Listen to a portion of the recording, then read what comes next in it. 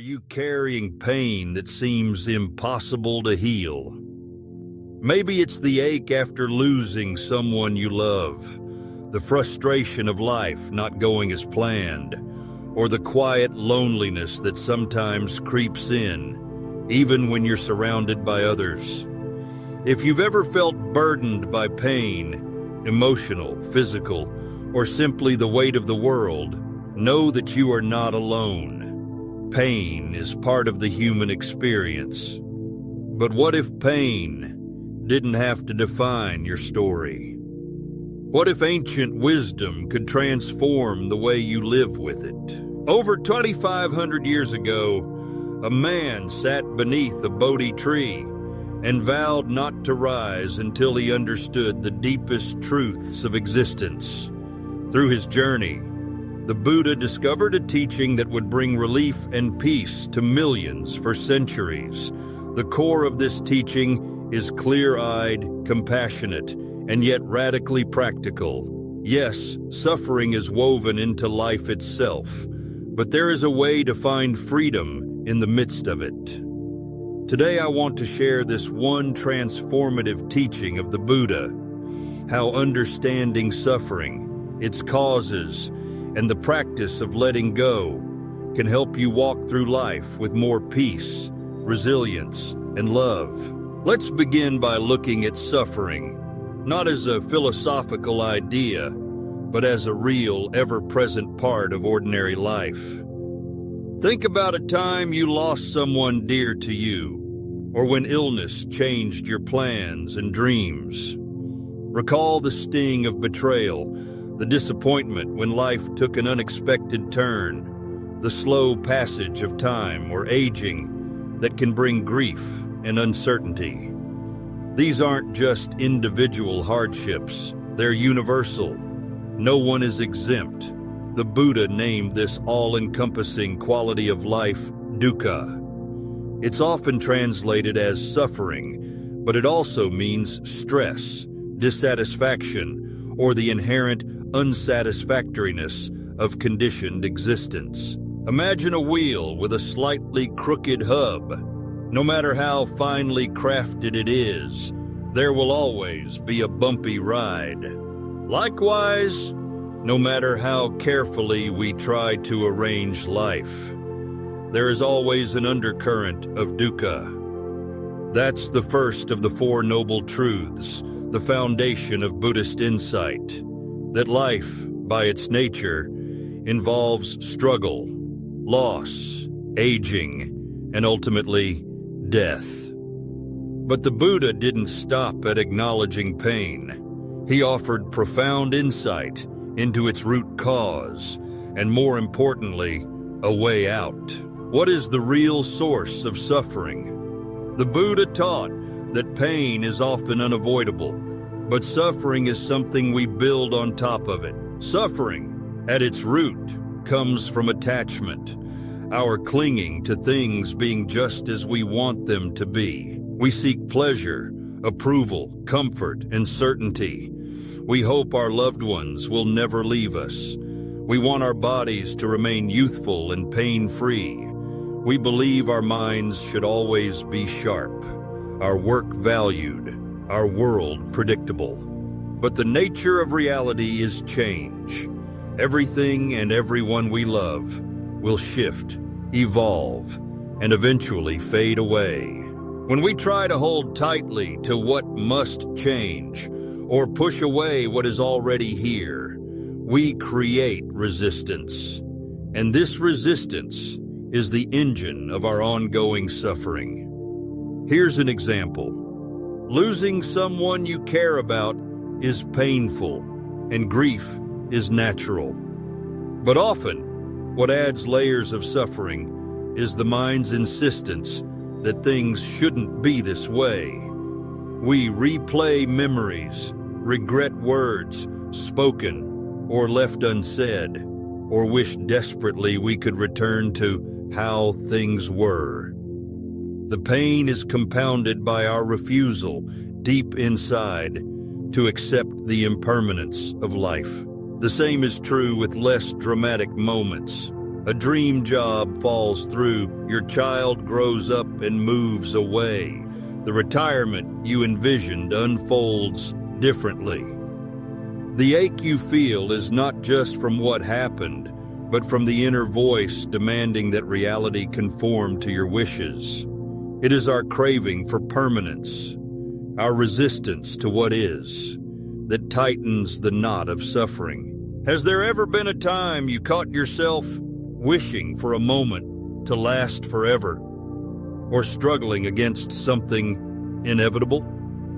Notice how this clinging shapes to not only your mind, but your entire experience of living. If attachment is the root of suffering, then what is the path to freedom? The Buddha's healing teaching revolves around a simple yet profound practice: letting go.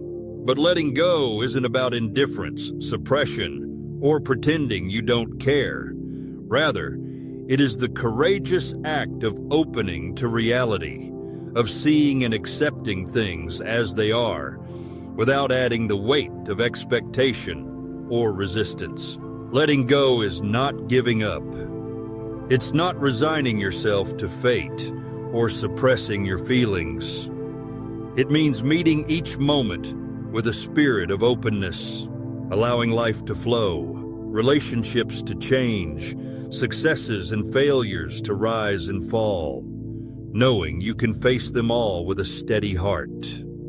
When you let go, you end the exhausting struggle to control the uncontrollable. You start to find peace within the storms of change. Buddhist teachings offer practical tools to help with this process of liberation. Mindfulness is the first.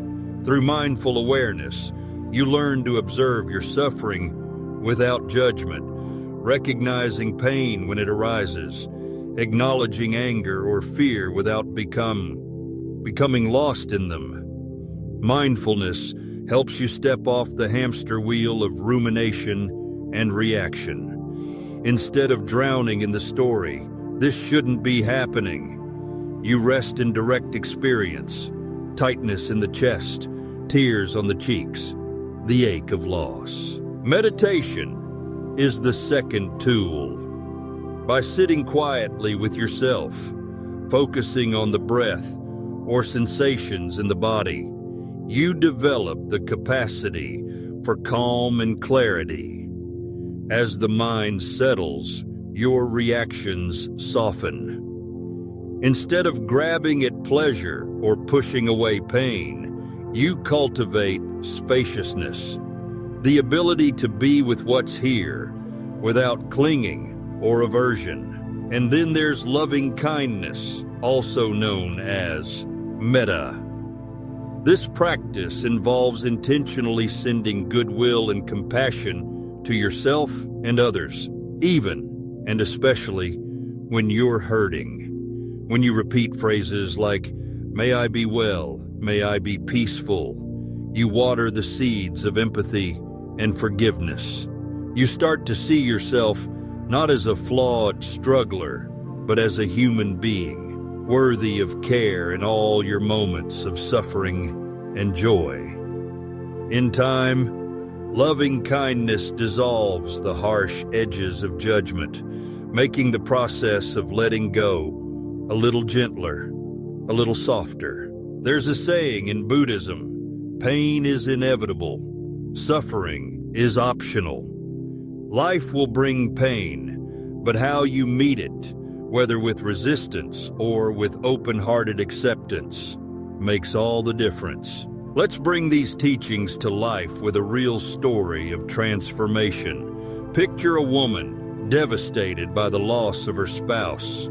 In the early months of grief, her days blur together, weighed down by a sense of emptiness and longing. She can't imagine a way forward and clings to the hope that she could somehow turn back time. Each memory feels like a blade, sharp and unbearable. Well-meaning friends offer advice, but nothing helps. It isn't until she encounters the teachings of the Buddha that she finds a glimmer of hope. With gentle encouragement, She joins a meditation group and learns to sit with her pain instead of fighting it.